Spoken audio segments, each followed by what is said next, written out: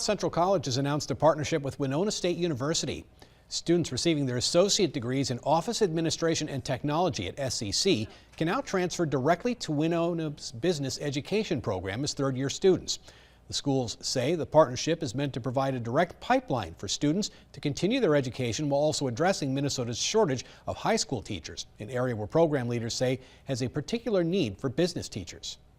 We can start with an AS degree, and there's always the potential to grow and expand your options and use your education, and that being able to transfer without loss of credits, because we know that costs money.